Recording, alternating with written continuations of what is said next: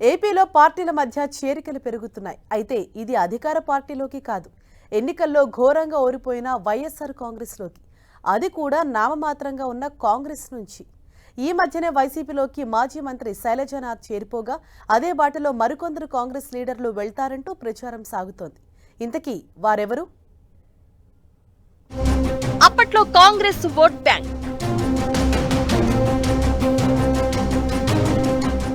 ఇప్పుడు మరో round Akarsh.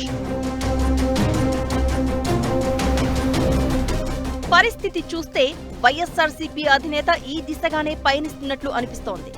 Assembly ఎన్నికలలో ఘోర పరాజయం తర్వాత రాజ్యసభ సభ్యులు పార్టీని వదిలిపెడుతుంటే మరో రూపంలో బ్యాలెన్స్ చేయాలని చూస్తున్నట్లు అనిపిస్తోంది. పార్టీ కూడా పెద్దగా యాక్టివ్ గా ఉన్నట్లు లేదు. ఈ క్రమంలోనే కాంగ్రెస్ నుంచి మాజీ మంత్రి శైలజానాథ్ రావడంతో సడన్ గా పార్టీ క్యాడర్లో ఓ చిన్నపాటి చర్చ బయలుదేరింది.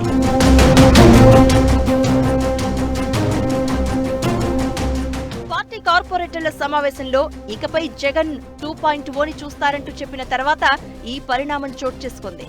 పార్టీలో చేరిన తర్వాత శైలజానాథ్ ఇంకా కాంగ్రెస్ నుంచి వస్తారంటూ చెప్పుకొచ్చారు. వారి పేర్లు మాత్రం చెప్పలేదు. వైఎస్ఆర్ కాంగ్రెస్ ఆవిర్భవించిన తర్వాత లీడర్లు చాలా మంది జగన్ వెంట నడిచారు. ఆ క్రమంలో కాంగ్రెస్ పార్టీ ఓట్ బ్యాంక్ మొత్తం ఆయన లాగేశారు అంటారు.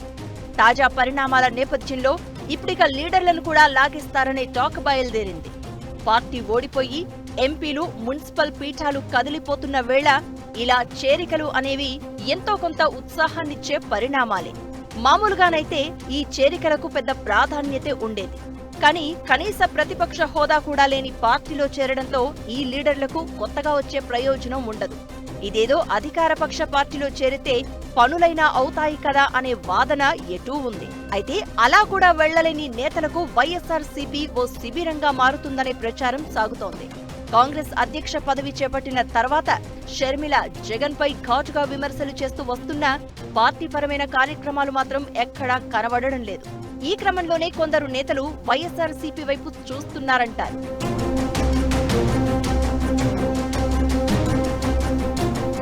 స్వయంగా ఏపీసీసీకి ప్రెసిడెంట్ గా కూడా చేసిన శైలజానాథ్ మరికొందరు లీడర్లను జగన్ వైపు తిప్పేందుకు ట్రై చేస్తున్నారంటున్నారు.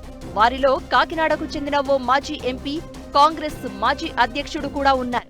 ఈ ఇద్దరూ కూడా వైఎస్ఆర్ కాంగ్రెస్ లోకి వస్తే పార్టీలో సీనియర్ నేతలు, అలానే మాట్లాడగలిగే నేతలకు లోటు లేకుండా ఉంటుందనేది జగన్ ఆలోచనగా చెప్తున్నారు. ఈ ప్రచారం వాస్తవ రూపం దాల్చుతుందో లేదో తెలియాలంటే కొద్ది రోజుల్లోనే తేలనుంది.